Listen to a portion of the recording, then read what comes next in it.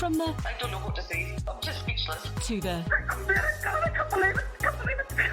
we see all sorts of life-changing moments at McKinney competitions. How would you react? Cars, houses, tech bundles and more from just £2 a ticket. No purchase necessary. For competitions, rules and conditions, see mckinneycompetitions.com. One child died in Ireland, and Lukashenko recalled all the disabled children. He wouldn't extend their visas. The child died in better circumstances than it would have died out there, but he blamed Ireland for this child dying. So all those children, Teresa's child, all those children all had to go back. Teresa was like 70 at the age. She went back and lived in Belarus. And then we got this contact from our translator with a photograph of him sitting out on the balcony with his son on his face. The first time he'd been out for over 3 years. And that cost €500. Like, I mean, it's not big amounts of money we're talking about, but it's a huge thing for somebody's life. Oh my God, yeah, life-changing. Life-changing for him. I would go to Poland, but what we can do for the Belarusians is to get the money in, and that window will be very, very closed very quickly. With all the sanctions that's going on, we have a small window of where we can get it, not through banks, because we can't trust the banks. So we have to use our own contacts out there, which we've built up over the years.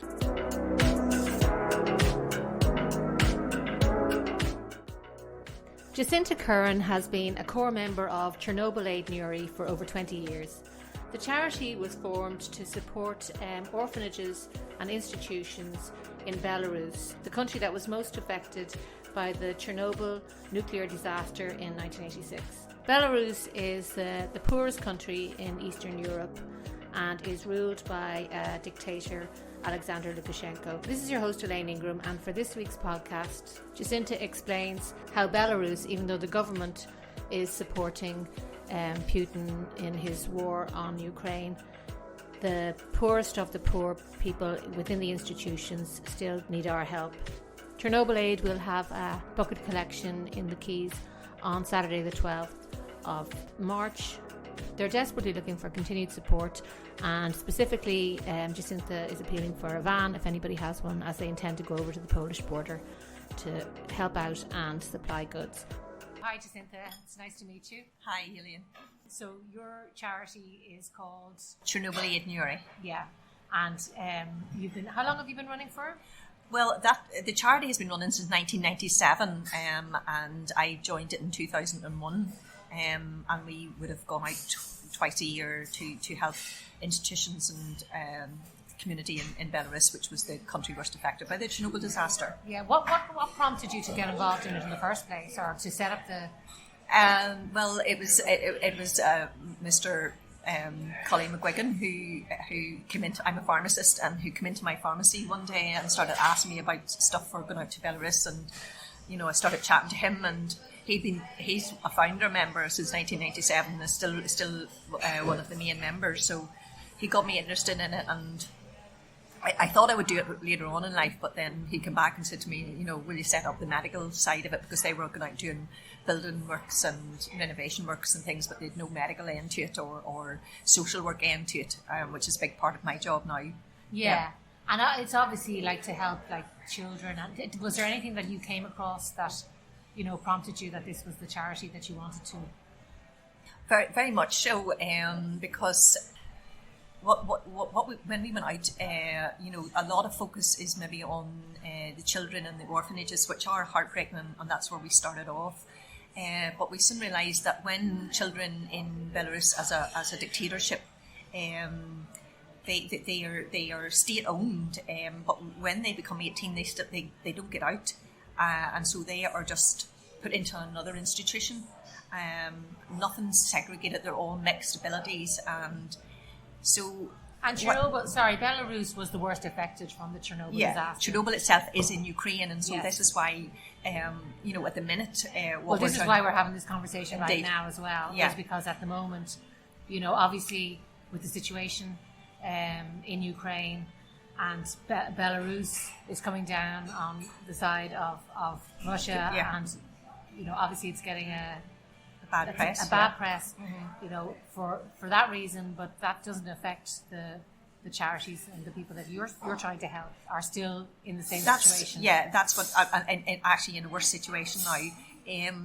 We've always worked against the system in Belarus because it's a dictatorship. They don't really want us there. They don't really want us, made it hard to get us in, made it hard for us to get visas, get any supplies in, whatever. But we've always managed. Unfortunately, this last while with COVID and then restrictions that were put on the Minsk, the flights going into Minsk and things, we haven't been able to go out, but we still have been able to get money out through our contacts out there to help in these institutions, which are absolutely pathetic. We've been doing this for a number of years, and we've been writing articles on it all the time, and you know it's just heartbreaking because now the dictatorship will be supporting Putin. The first thing that will go will be the money to these institutions. That money will be taken away from them, and the little that they got will be given to the military.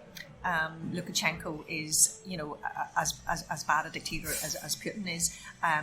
They do not care at all about these poor people. They haven't cared about them all over the years. They haven't given them enough. They're hidden away in asylums and, you know, in things like in Second World War camps, you know, in forests, and even local people sometimes, you know, don't even know, that they're actually there, or not even opening their eyes up to their plight. But what sort of numbers are we talking here? Oh, we, you know, one of our big institutions has 500 in it. You know, at the minute we have 5 institutions on our books that we try to help.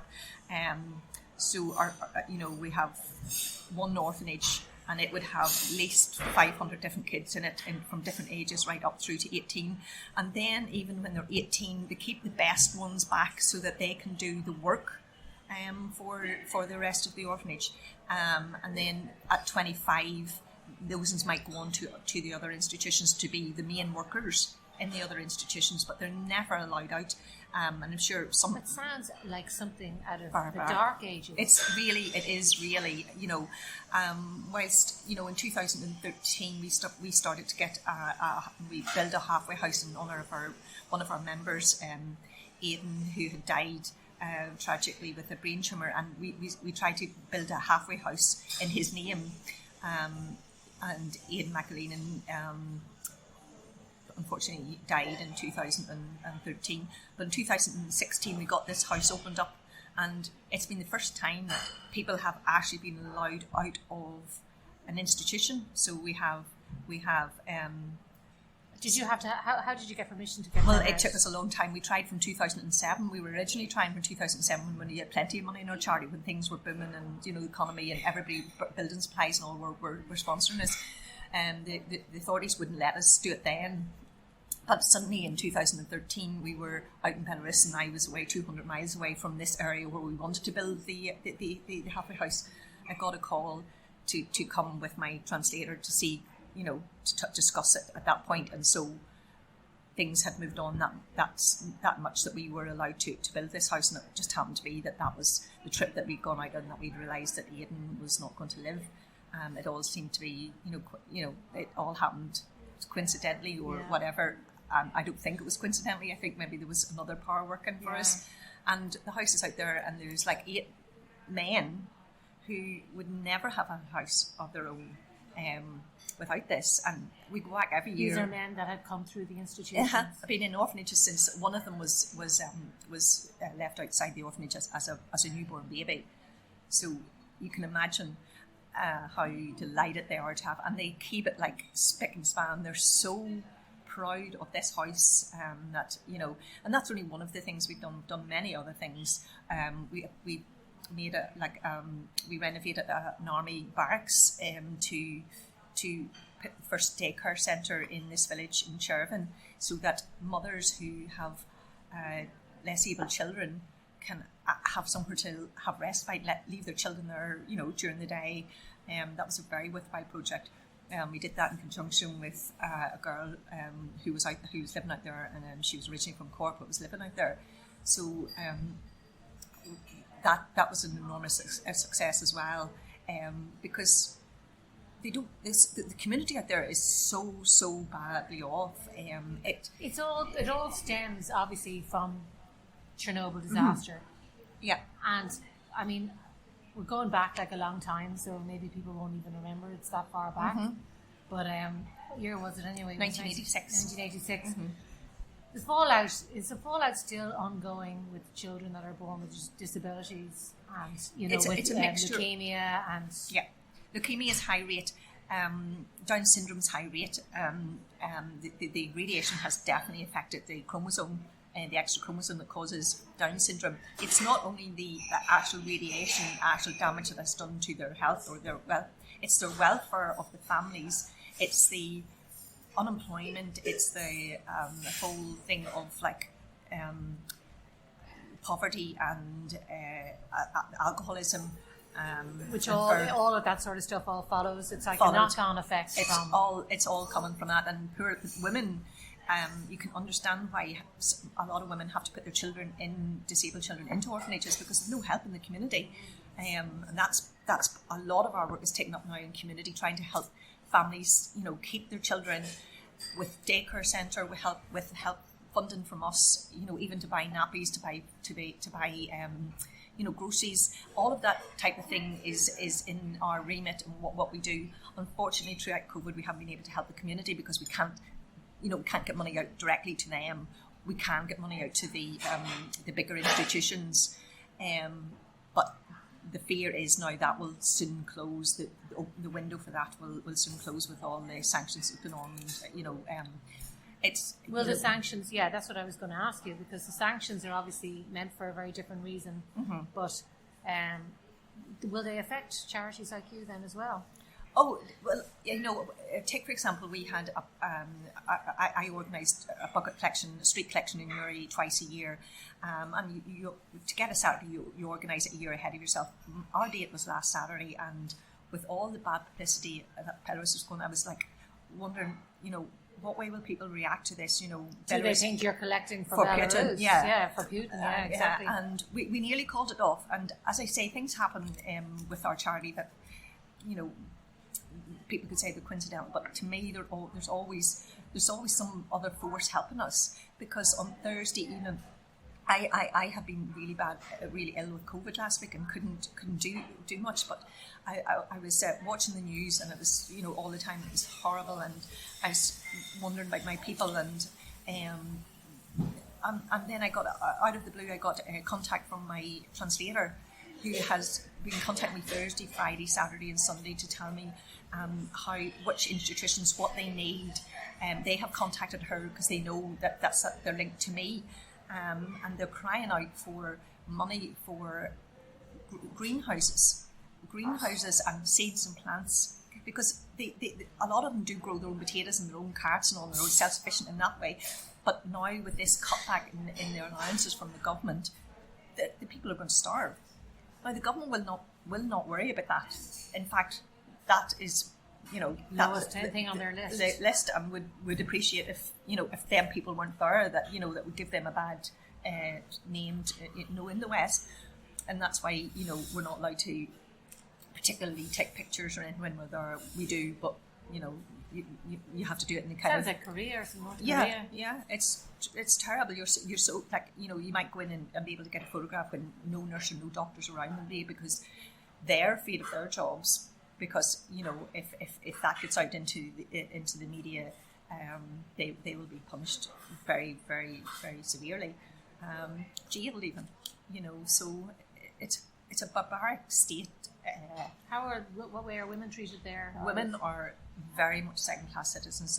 They're horrendous. That's why they're antenatal care, they're postnatal care. It's all to do with that. A lot of people, a lot of babies born who could be, if they were, if the care of the pregnant mother would have been, up to scratch, then, the babies would have been fine, and even their aftercare and during birth. But the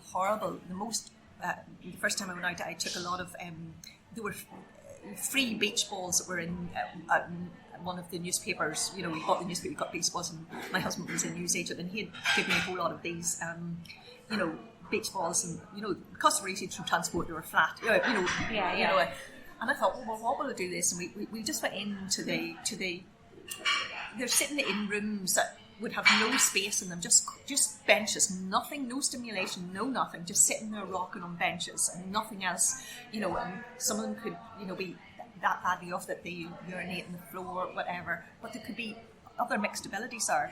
In particular, there was this woman, and I just kept throwing the beach ball at her gently. It wasn't going to hurt her.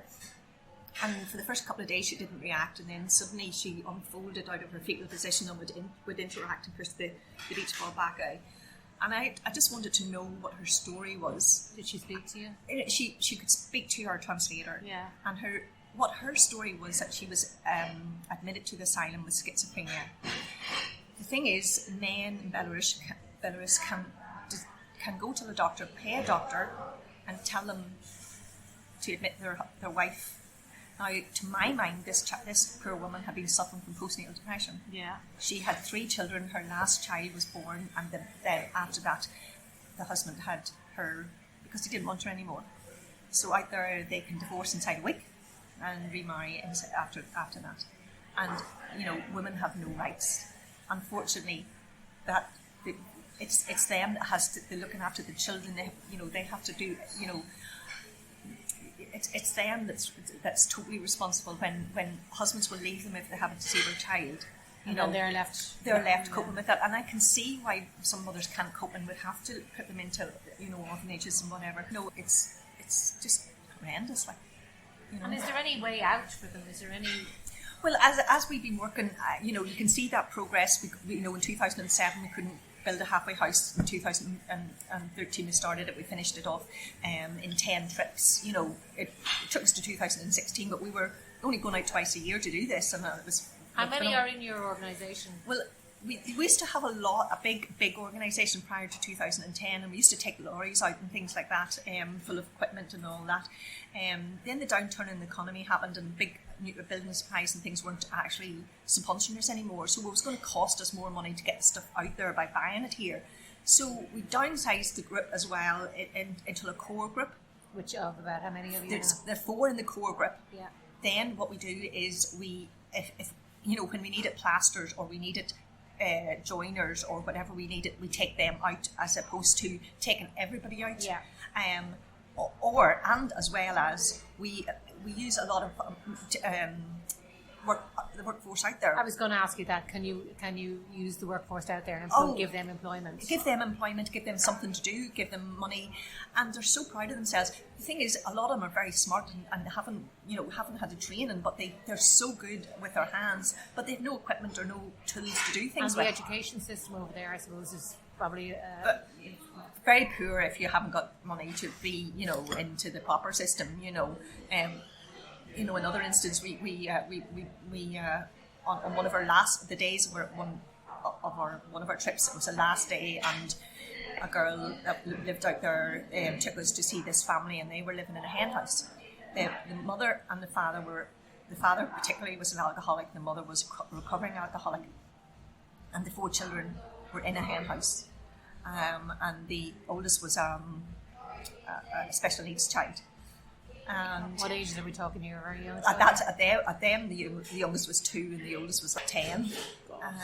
And I come home and couldn't get out of my head because it was the last day. And there was nothing you could do, was there? The only thing we could do is this girl took us to show us a house. It was a log cabin that was up for sale in the village, and it was up for sale for €12,000. And I come home and we did a report here, and we got enormous support from all the people of Newry and Mourne, and also from Mr. Jacinta Curran, who said if we got half the money, he would give us the other half. And within 2 weeks, we had the full amount of money, and we bought the log cabin, and then our guys went out and renovated it and put electricity into it and did all that there. And then this family then ended up with a house for the children. So we. Even though some things are small, sometimes we provide like nappies to children or whatever, but some things are big and huge, and but the small things mean every bit as much to somebody who's surviving on a breadline. If we set up, paying for their Pampers every month or paying for their groceries every month, or we've met so many over the years, and Banya, who is dived into the river and broke his neck at 18. When we went out, we met him when he was 19, just over 19. He was lying in an ordinary bed. He had bed sores. He was in an upstairs flat. He couldn't get out, anything like that. And over the years, we support him. Now, this last 2 years, we haven't even been able to get to him. So we supplied him with a proper hospital bed. We supplied him with his urine bags and his catheters and basic things that that he would need to keep himself well. And then another year we went out, which is so simple. He lived in an upstairs flat, and there was a window with a small veranda, but he hadn't been out for like 3 years at this stage, and he was so white and so pasty that he was a gorgeous looking boy when we met him, and then he just deteriorated looking. Yeah. And we decided that if we could make a door out of this window, it cost us €500, and it was at one of our October trips, so it was heading into the winter. And then in May, when it's very severe winters and very hot summers, then we got this contact from our translator with a photograph of him sitting out on the balcony with the sun on his face. The first time he'd been out for over 3 years, and that cost €500. It's not big amounts of money we're talking about, but it's a huge thing for somebody's life. Oh my God, yeah, life-changing. Life-changing for him, and even help them. We managed to help him get more mobility by giving him operations and things like that, and he did. Then he started getting out a bit because we got things to make down this. There's no lifts in these places, but wooden planks to get him down and out eventually when he got, so yeah. We miss those type of interactions now because we can't help them anymore. And even tubs of pseudocream, they will, pseudocream to bring out to somebody in Belarus is like giving somebody £100. It's no joke. They call pseudocream magic cream because they can't get it in Belarus. Well, it's Irish, isn't it? Pseudocream. It is. Pseudocream's Irish, and they can get it in Poland. And pseudocream you can use for everything. Everything. I swear by pseudocream. Yes. Get ready to shake up summer with the Get Active ABC Sunshine Fill programme for kids and families. Get set for land-based adventure at our summer schemes, or why not get adventurous and maybe get wet at our Splashtastic Water Sports Summer programme. There are so many things to do, and all we need is you. See getactiveabc.com/summer for all the details.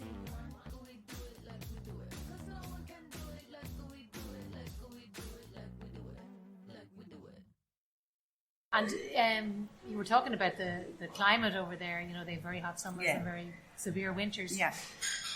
The winters must be really, really hard because I assume they don't have any heat. They don't have any money for. Well, actually, they do have heat. The government, it's a government-run system. The heat goes on in October. Oh, really? The heat goes on in October, goes off in April. So it doesn't matter if the climate's like out of sync with that. Right. That's the way it does. That's interesting. I've never heard of a government that will. Yeah. They run the heating system for these places and for the community. It's okay. So that's one good thing. One good thing. But the thing is, that does not add up to all the bad things. Sometimes we would go out in February. I haven't gone out in February for a long time, but February would have been the depth of the winter, minus 25, minus 30. I can just imagine. Yeah. And our workers were working, and their fingers would have been that cold. The water bottles would have been ice. The wipes that you were wiping to use their hands would have been totally iced. And one of the guys, I'd gone away to do my medical work and come back to him, and he had put the drill through his finger, but hadn't felt it. His fingertip was so cold. All he saw was his trail of blood and wondered what was happening. Yeah, come back to that, but we got that managed, sorted out. But what I was going to say is we went out in February and they are enclosed like herds of animals. So they weren't getting out, like in the herds of animals, and the place absolutely stinks. I'm sure that isn't helpful when it comes to disease and illness. Oh my and God, stuff like that it was well. so bad because they don't they preserve the heat inside, they keep the doors, windows closed, everything like that there, and all these people don't get out. It's like in or out, you're in or out, So it's like an incubator for... Oh, horrendous. And then you've got all the incontinent patients and all that there. In the summer, at least, you can have doors and windows open. You can take the wet mattresses outside to dry. it took me a long time to get used to breathing into your nose, into your mouth, because you Would couldn't you normally breathe. go out in the summertime then? It's only So when we you're doing usually our normal time was we adjusted to going out in April and September. Yeah. So 1 week in April and 2 weeks in September, because they were the best working times, because during the summer it's too hot. too to hot work. in the summer to And you've go got a in, lot of sure. midges. We did 1 year when we had the big group, and a lot of our group took ill through, contamination or whatever it was, and bugs, from diarrhea bugs, that type of thing. No major illness, but if you lose somebody, debilitating. yeah, and if you can't lose work. somebody that doesn't work for 2 days, you pay for them to go out. You Yes. cost the, so. That's another thing why we downsized the group, because it was costing a lot of money to get our volunteers out there. We only take out who we need specifically in the trade that's needed, or we know that before we go out we can get such and such out there, and they're good workers, so they're delighted with the Yeah, money. and I'm sure, it's probably a better thing to do is Definitely. to use and as well as that, with charity work as well, you say they need greenhouses and things and seeds and stuff to grow. It's always better to just give the things, the tools, Yeah. not just sticking a bandage Exactly. on it and like giving Yeah. them. Yeah. I remember reading somewhere before about the way there's all these clothing banks and things like that, and clothes that are being sent over to poorer countries, in Africa and places, and they actually can be detrimental, because they're then getting all these clothing and putting the local businesses, the local people, who are trying to make who are a trying living. to make a living, and Yeah. they can't. So, unwittingly, we're actually making the problem worse. Exactly, and that's what we found. By taking a big group out and taking our supplies out, we were helping the poor people. Okay, Yes. but we weren't helping the surrounding community. Yeah, you're not. You're helping in a specific, but in the grand scheme of things. Yeah. And the less rich people still have to make a meager living out of selling whatever they can as well. So there's so many layers of poverty out there that if you can we're trying to help the very bottom. We're also trying to kind of alleviate some of the problems before they get to such a state as they have no house to live in, or they have no food, or if they have wounds, they can't go to the doctor to see, to get them looked after or whatever. So that's where a lot of our work would now entail community work, as well as because the two things that you would actually be in the community, in the asylums, is heat, and they'll be fed to whatever level. In the community, some people don't have anything, don't even have the money to feed their children. So it's hard sometimes to decide where you should spend your money.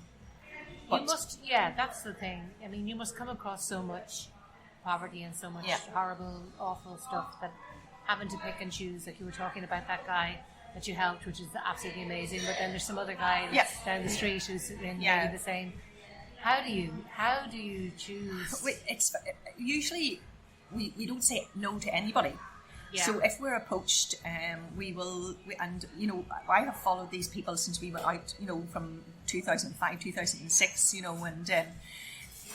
and the asylums, my first asylum, that we went to, and we still go back to it, and that's where we built the halfway house in 2013, on their grounds, So we never forget anybody, and we never turn away anybody.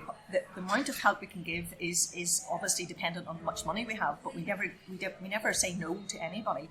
And every year it kind of is a growing and growing and growing list for your money to be divided upon, so it's like the loaves and the fishes, but Exactly.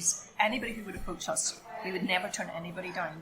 And you were talking earlier there about the fundraiser that you had, and you were concerned about, thinking that they were We you were were supporting Putin. And how did that actually? Because turn out?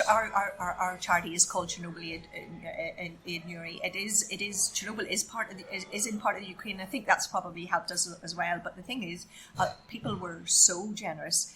They know our story from going out all the time.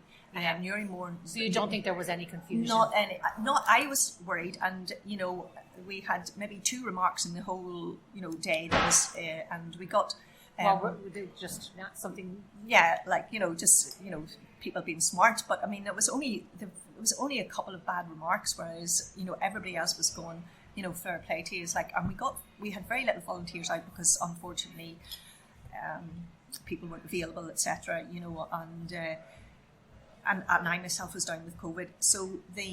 But we still got £3,000, which is amazing, Well, we got 2,500, and then we had £500 from one of our core members. He donated £500 on top of that because I was devastated I couldn't do it, and he donated that in place of me being there, which was really lovely of him, because he knows how much I worry about it. So yeah, that was a really nice surprise. So 3,000 in total. And what are you going to do with that now? You said you were. So we have 5 institutions now which we are servicing, and I wanted to give each of them €1,000 each. Yeah. So the £3,000 we have there, and we want to, maybe appeal for more money or funding, not only for those but also to help the Ukrainians. And our founder member, Colin McGuigan, would, along with myself, would really love to take a van out with, load it with stuff that they need, but also with money that we can share out, and help the Polish as well, because the Polish are under so much pressure that maybe we should be, instead of transporting. They're under an awful lot of pressure now, because they have, and they're so. I mean, to me, it's just incredible the way the world, or the way have just taken. They're just these trainloads and trainloads of people are coming into their country, and they're welcoming them with open arms, and that's the way the world should be. Yeah. But they are under a lot of pressure, and financially they must be under pressure. Yes, they must be. And going back to where we started, and we used to bring everything out there. In my mind, if we brought money out and spent it, and give the Polish some, businesses some benefit as well, and have like a kind of, a standing order of Pampers to somebody, or or to things like that, to a particular institution or a particular, wherever they're putting these refugees, you could have. These are the things that people need. Yeah. It's really the basics. It's the same as everywhere now. Clothes is one thing, but sometimes when you put out the pay for clothes, you get. We used to do that, and you get so much varied stuff that and it takes so much time to sort out, and it takes so much then energy to get it. Stuff that you don't need. People, warm coats, warm jumpers, warm footwear, sleeping bags, tents, anything like that. There would be what you need, but you don't need like light dresses and all the stuff that you will get if you t-shirts and things like that. There, you might use them as a vest, but you certainly won't be using them in that type of climate. So it's kind of either taking out the very, very basics, or what we would love to do if somebody would be generous enough to give us a van. That's what we need at the minute, is a van. When do you see yourself getting out there again, though? I mean, obviously this is all very. Well, we won't get out to Belarus. Yeah. We certainly won't get out to Belarus. What I would do is I would go to Poland. Yeah. But what we can do for the Belarusians, get the money in, and that window will be very, very closed very quickly. With all the sanctions that's going on, we have a small window of where we can get it, not through banks, because we can't trust the banks. So we have to use our own contacts out there, which we've built up over the years, and we work closely with a charity in County Clare. A brother, Liam O'Mara, runs it, and he is a Belarusian citizen now, and he started way when the Chernobyl disaster happened in 1986. So he has a place out there. He has his own bank account out there, but we are afraid this is going to be closed very quickly, and so we are really needing that money to go to my institutions. But then I want to concentrate on the rest of the money and whatever we can make and whatever we can do for the Ukrainians, because after all, Chernobyl is in Ukraine, and that's and that is your charity. That is our charity, and we have been on the ground since 1997. Actually, before that, the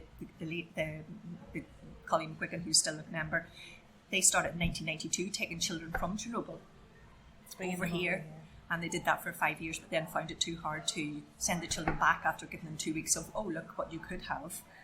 but you're not. You come Was back there to not that. a case of trying to get children adopted over here or anything? Yeah, that is was that a different. No, that was all cut down, shut down.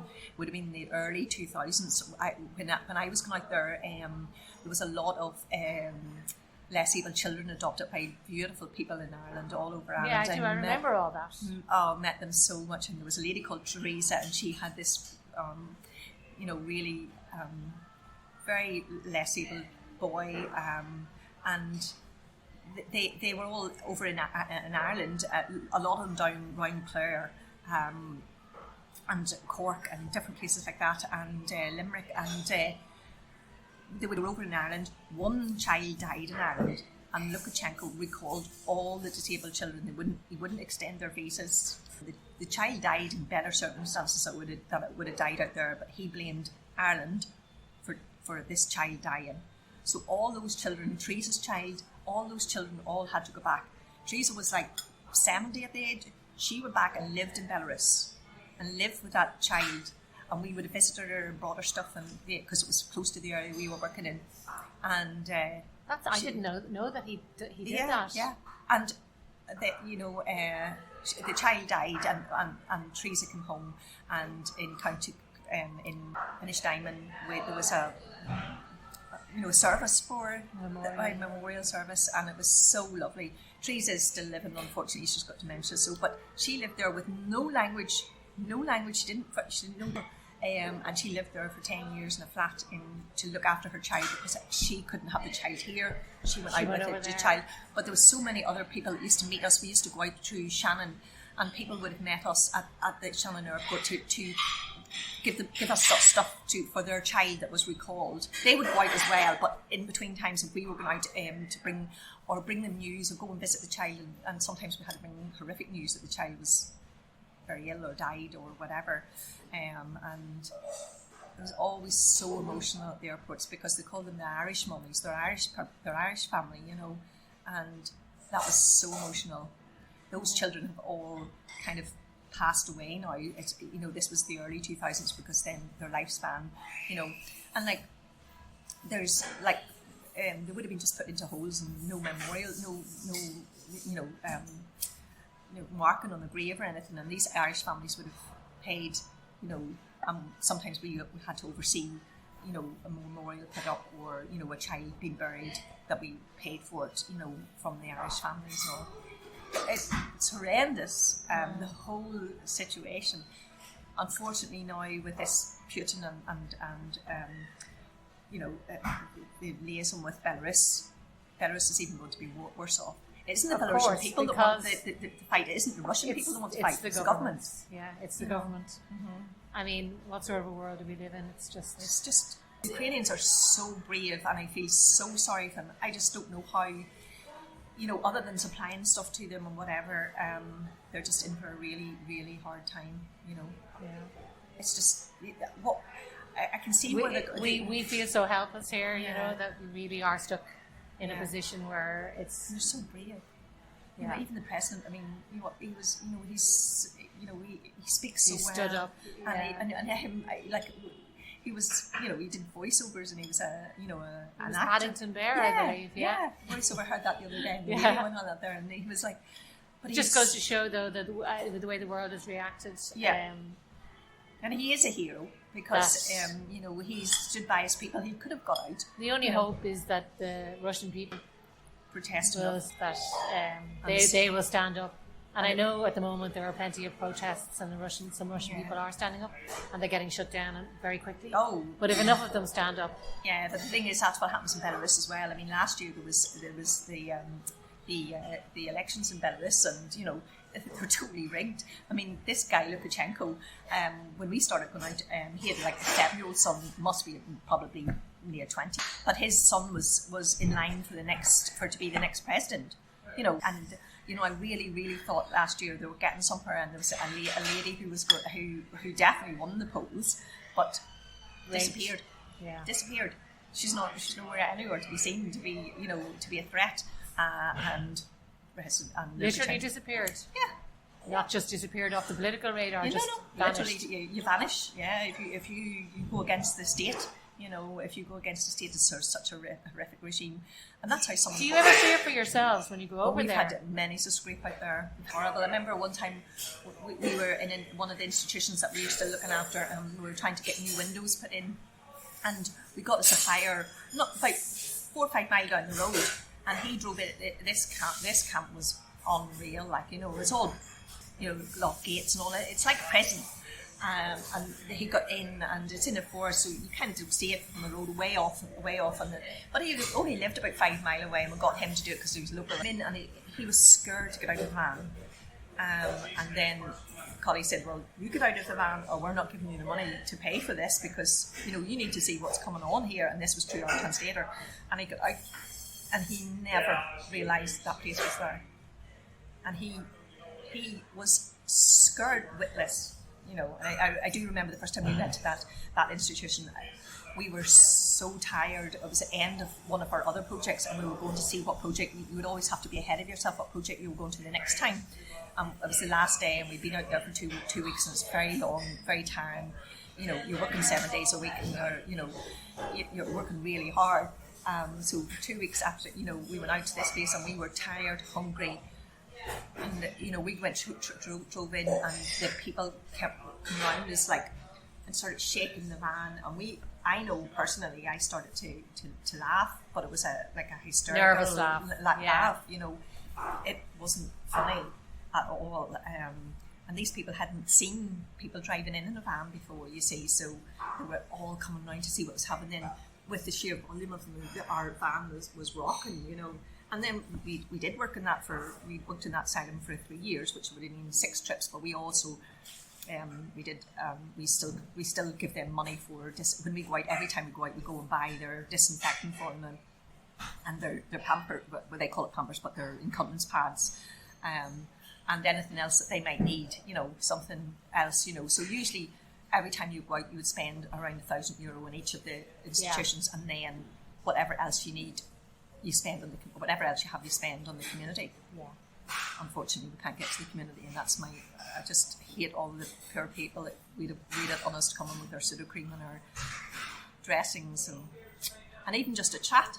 Even some people just, you know, even a hug. Yeah. Honestly, these people in the institutions have never been hugged. Never been hugged. And I remember there was one guy, Sasha, he was one of my first patients when I went out into Yasovki, our first asylum. And he was a big, strong man, but he had a tracheotomy in, so he was speaking through a voice box, but he wouldn't speak to me, and he had really bad ulcerated legs, and I was trying to make some inroads into, as well as trying to teach the carers, what to do and how to do it if they had the stuff to do it with. And then the second time I went out, it was still no progress. He didn't look at me. He kept his head turned away and that there. And then I realised he was a very intelligent man. And I said to a translator, why, if we just give him the stuff and he can do it himself, because when we give stuff to some of the nurses and carers, we're not sure 100% whether, they're poor. They very little wages, €50 or something a month in their wages, whether the stuff actually gets used on the patients. So we give this guy, I personally give him the stuff, his creams and his washes for his legs and his Tubifast to keep the legs clean and things. The next day we were quite, it was such an improvement in his, this was 6 months later, and it was such an improvement in his legs. And ever since then, I have gone back to him, and he's still living, and he runs to me, and he lifts me up. He's a big man, and he lifts me up, and I always have his stuff to keep his legs right. I also have his, unfortunately, he has no other, he loves puzzle books. Obviously you have to buy them out there, puzzle books, and cigarettes and coffee. So he gets his wee parcel every time we go out, and I haven't been able to go out for him for Sasha for 2.5 years now. Yeah. And I'm thinking he's dead by the time I get back out again. So sad. But he, for somebody who would not look at me, to now over the last 15 years, when I come, he knows I'm coming to see him, and he knows that and he just loves a hug. That's all he does, a hug. Yeah. Well, I think it's fantastic work that you do. Yeah, it's rewarding because I get the the benefit of seeing that delight on people's faces. Yeah. It's a lot of work throughout the year to raise money and whatever, and keep it going, and you do need to stamina to keep it going, and it's very, very hard working out there. But the one reward that we have is we see the delight in people's faces, even by giving them a hug. Whereas people who donate money are very generous because they don't get that feel good comeback. Yeah, you know? but it's a very brave and Yeah, I know it sounds like you really. I can tell by you like that it really is rewarding for you. it is really rewarding, Yeah. and it's something that I would have had a stressful working life, and it was something I Are always you thought. retired now? I'm retired. Yeah, I retired through ill health, but it was forced on me with COVID. Then Could you see yourself ever like moving out to Belarus at the moment we're not even not gonna, even allowed to, Yeah. But I could. or even somewhere closer, like you were saying, Poland. Yeah, definitely. Yeah. Yeah. There's so much you can do, even if you're by yourself. But there's so much you can do. People are supporting you with money and all that. There, Do you have any more drives coming up? Any more fundraising? Is it just ongoing all the time, or do you have any? Yeah. Well, this is what I'm hoping for now because of COVID. We had to. We lost all our funding there as well. We couldn't even have our bucket collections and things. So we have to get back on the ball again. And I've been in contact with the Keys shopping centre, and hoping I'm going to maybe they will allow me a stand there so that people could come and donate to us, and I'm hoping for that to happen on Saturday week. Just appealing for money, appealing for a van even. If somebody you would were give us saying a that, van, a van, really, really. Actually, that's one of the things that I've always said I wanted to do would be drive out to Belarus. Obviously, we can't do that now, but to drive to the Polish border, that's one of the things I'd still love to be able to do, and physically help, whether it be just looking after children, whether it be whatever you could do out there. I'm sure they need help as well as somebody just dropping stuff off. Yeah. And because we're used to that type of thing, and we've been lying on asylum floors. When we go out there, there's no luxury. We have our beds or we have sleeping bag on the asylum floor. It's not luxury, but it's not meant to be luxury, and we don't spend any money on ourselves, and we don't spend any money on admin. We're just appealing for people's kindness, and as been shown over the last couple of weeks. Obviously, there's a lot of kindness and support around. I just hope that maybe the people the poorer people in Belarus are not tarred all with one brush of Lukashenko's dictatorship, because they don't know. They're the victims. They're the victims. They Just are as the much as victims, everybody yeah. else. Yeah. And the only hope we have is that maybe the Russian people will get through to their sons or their soldiers to lay down the arms. But I'd say that's only hope for Ukraine, if the soldiers kind of rebel. Well, that's what my thinking as well. Yeah, it needs to be. People of Russia need to stand up. Yeah, I think that's only hope, because I can't see that NATO can get involved. I do understand their reasons, because we've got Putin who's ready to push a button, and where would that end? So Okay, well, thank you so much. That was very interesting. Thank you very much. That was really interesting. Yeah, that was really good. Thanks for listening. That was definitely really informative, even though it was horrific. As Jacinta said there will be a bucket collection in the Keys in Newry on Saturday the 12th. And as she also said, they are desperately appealing for anybody with a van to help out with their intended trip to Poland. Remember to keep getting all of your news from Armagh, and I hope you join us next time for our podcast.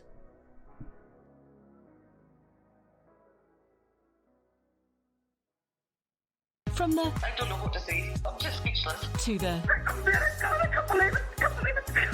we see all sorts of life-changing moments at McKinney Competitions. How would you react? Cars, houses, tech bundles and more from just £2 a ticket. No purchase necessary. For competitions, rules and conditions, see mckinneycompetitions.com.